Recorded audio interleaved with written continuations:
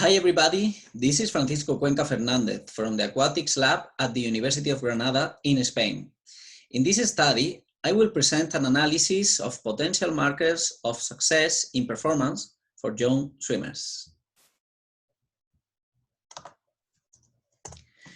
One of the most significant predictors of performance for young swimmers are the anthropometrics, given that height of the body and the length of the arms define longer limbs to perform fewer arm strokes under a given force moment value. As swimmers get taller, they get faster. In fact, boys and girls demonstrate similar velocities during pre-puberty. Nevertheless, swimming performance improved with increasing age for boys and girls until reaching a plateau, which initiates at a younger age for girls than boys. However, although faster swimmers are taller with higher arm span and surface areas, other technical aspects such as the energetics, the stroke mechanics, or the athletic level can influence those results. Therefore, the objective of this study was to explore the role played by different variables to predict performance in young swimmers and to identify the most determining markers of potential success in swimming. A group of youth swimmers were included in a monitoring program for their personal achievements in national and regional championships. In this monitoring program, the swimmers were tested on multiple variables to predict swimming performance. 1 year later, 9 of those boys and 10 of those girls were included again in the monitoring program, but the rest were excluded because they did not achieve the same inclusion criteria of personal achievements during the championships. Then, this allowed us to conform two groups and compare the data to see any particular marker of potential success. All the swimmers were tested in dryland strength tests, including repetitions on squat jumps and pull-ups, from what the following variables were obtained through a linear encoder: propulsive phase velocity, acceleration, force, maximal force, power, impulse, and jump height for a squat jump only.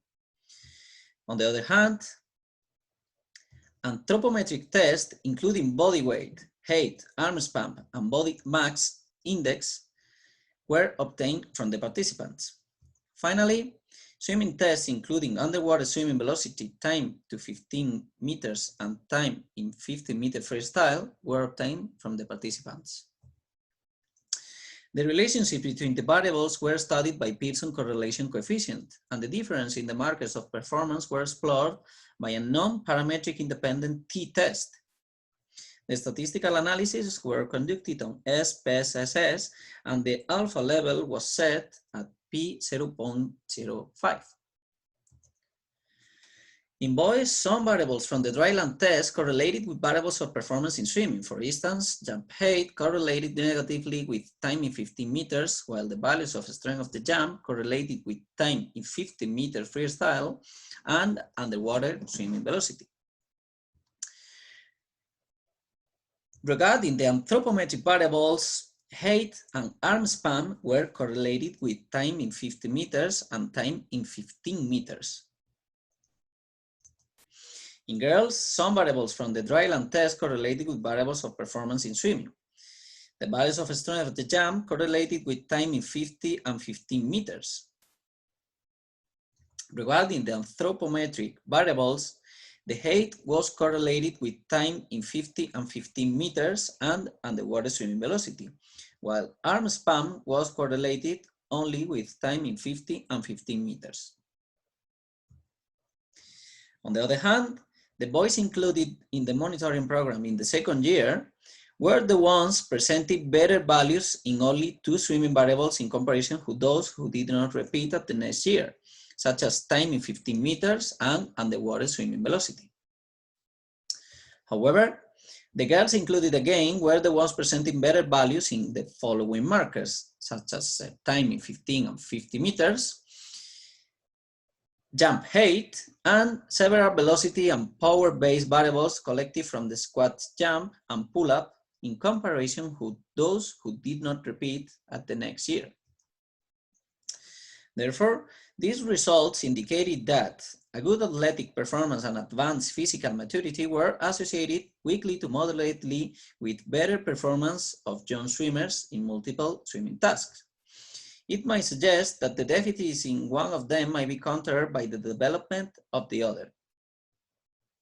Therefore, the level of maturity seems determinant at this age, and this is in agreement with previous authors reporting facts in this sense.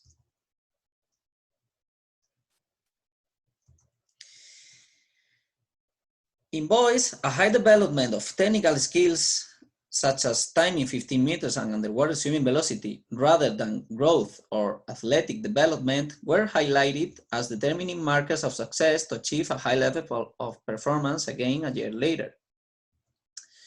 In girls, the combination of a high athletic level with good performance in 15 and 50 meters were the key markers of success. These results are in agreement with the ones reported by Sensigil and Dolek, since girls develop anthropometric characteristics earlier, those with a strong body, arms, and legs gain a key performance advantage. Therefore, swimming programs for young people focused in high performance should include the specific development of those items. And that's all. Thank you very much for your attention.